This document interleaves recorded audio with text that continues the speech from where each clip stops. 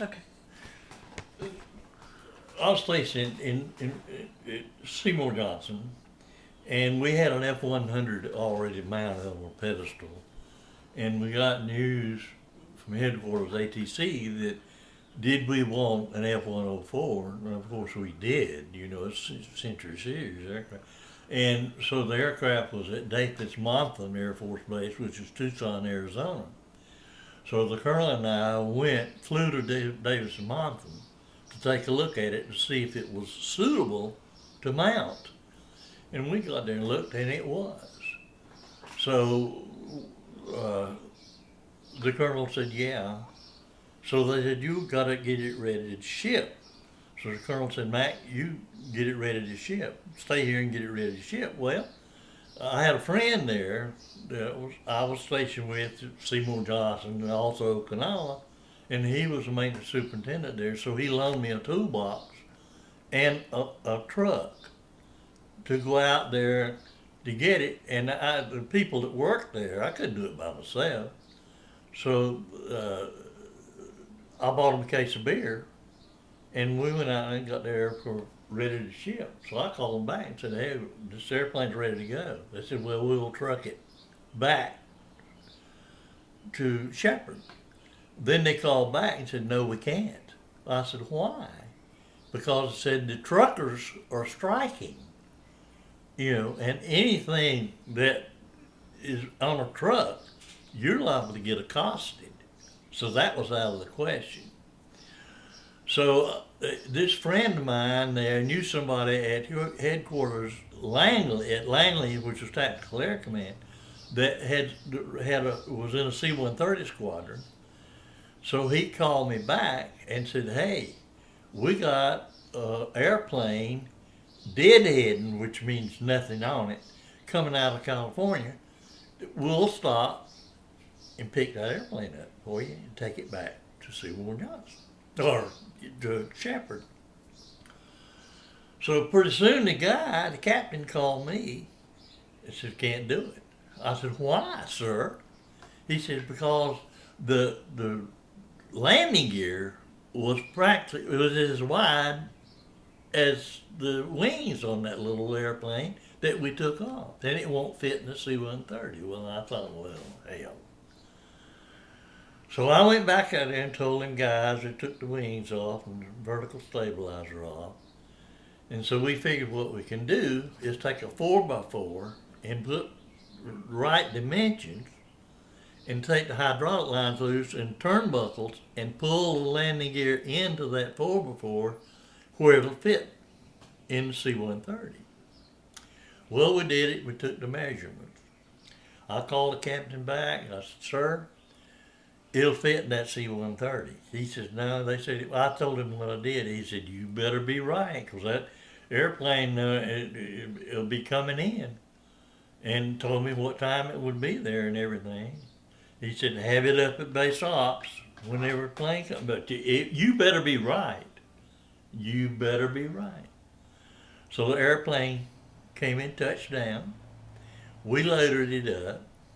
I called the chief of maintenance. I said, sir, I said, this airplane's going to be, it's not. I said, yes, it is. It's going to be here at 7 o'clock tonight. We're flying it out of Davis-Monthan, coming to Shepherd Air Force Base. I said, have some people to meet that airplane at 7 o'clock tonight, give or take 15, 20, whatever, you know, according to the weather. He said, you better be right, Mac, because I'm going to call the colonel now and tell him. Lord, I got back there and I had a bunch of people, and they could not believe it. They could not believe it, that everything was on hold, turned down because of trucker strike, and here I'm showing up with a damn airplane, arranged through Tactical Air Command to have the airplane picked up at Davis-Monthan and brought back to Shepherd. And the colonel said, stay right here. So he went to the Class 6 store and bought a jug of whiskey and brought it back and gave it. I didn't even drink whiskey. Gave it to me. And they finally got it mounted. And I was working for Moran when they got it mounted, and they called up there, called Mr. Moran, and said, we got to have an employee of yours at the base on Thursday. And then he said, what for? And he said, have him dressed up. And so I was up in Canadian, Texas, and I drove back down here. And so the president of Lockheed Aircraft Company in Burbank, California, was there to dedicate that F-105 on the pedestal. And here I'm, Donna's got the F-104. F-104. And Donna's got a picture of me standing out there with the president of Lockheed. I do. Sure do. I do. That's enough stories. Right? No. I want one more story. What?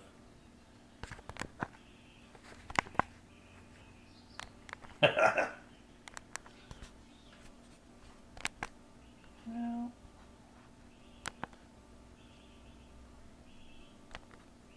it'd be nice if I knew how to operate this thing.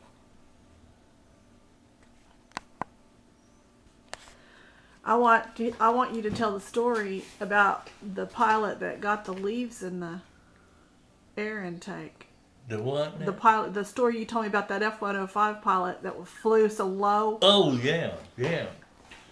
I was crew chief then at Seymour Johnson, and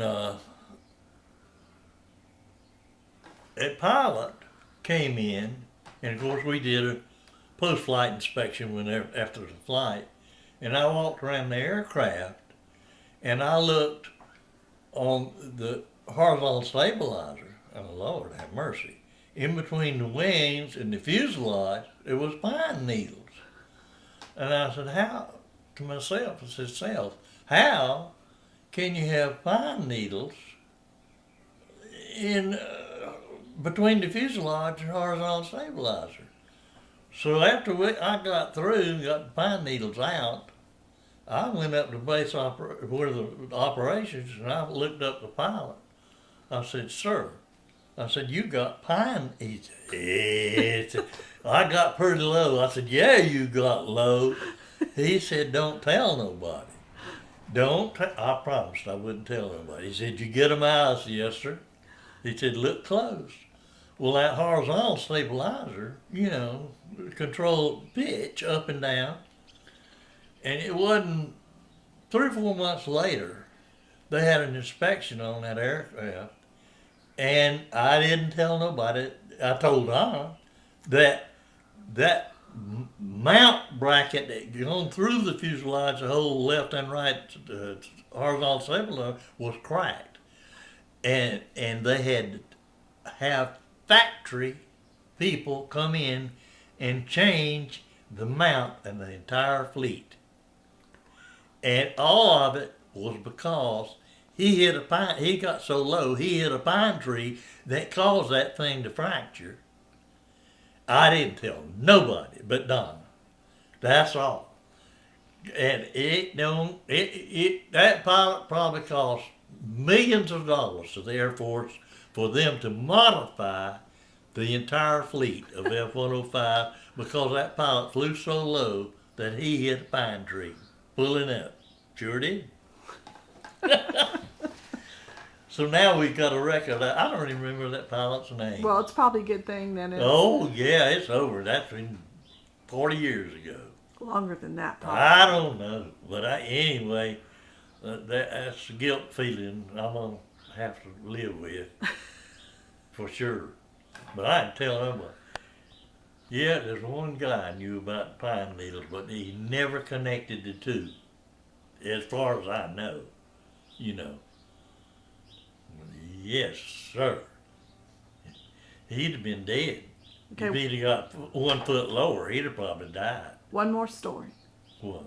The story about the pilot extraction. Oh. About when you come up with that. Oh, yeah. We had fire rescue people, that could get a pilot, if it crashed, out of the cockpit. But there was no procedure if the engine was running or he was unconscious, or whatever, heart attack or whatever. So I presented it to a commander that was going through my pilot's class, maintenance class.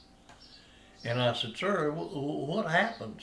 Who shuts the engine down? He said, and shuts all the switches off. The fuel switches, all that stuff. I said, what if he's incapacitated? He said, nobody ever noticed or even thought about that, particularly in a combat zone. So he arranged for me to go to the bases in Vietnam that the aircraft that recovered, that had battle damage or whatever, that I could brief and tell and show the fire rescue people how to disable the aircraft and the systems, which I did. And they would I would set the thing up, and they would go up the ladder or however, shut all the switches off, and then rescue me out of the aircraft, which is pretty tall aircraft. And I had several mishaps where they damn near dropped me coming out of the cockpit because they one would get on my shoulders and 1 feet, and they'd go down the ladder carrying. You going head down, weren't you? Yes, but yeah, we did that. Do you remember that name of that officer that went through your class? Monroe S. Sams. He ended up as a general. Monroe S. Sams. In fact, he had a son who was a general, Major General. Yeah, Monroe S. Sams. And what was that story about the medal that you were supposed to get? Oh yeah, he put me in for a Bronze Star, and he belonged to PACAF, Pacific Air Command, which was over our 7th Air Force, and I belonged to Air Training Command at Kadena. So PACAF put me in for a Bronze Star, and so there was a difficulty between ATC and PACAF as who was responsible for the medal, so I never got it. And how did you know you were going to get the medal? Because the 13th Air Division Commander's secretary got the paperwork on it at Kadena and told me about it.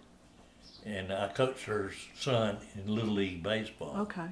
And she told me about it, and then I just followed up on it. That's what found out what happened. And that was for what you did in Vietnam? In the rescue, Okay. Well, sounds like you should get your medal. Well, I didn't, and I won't. It's over with. That's over with. I love you, Dad. I love you too. Thank you for listening. Daddy, I love your stories. I do. Now we'll have some stories about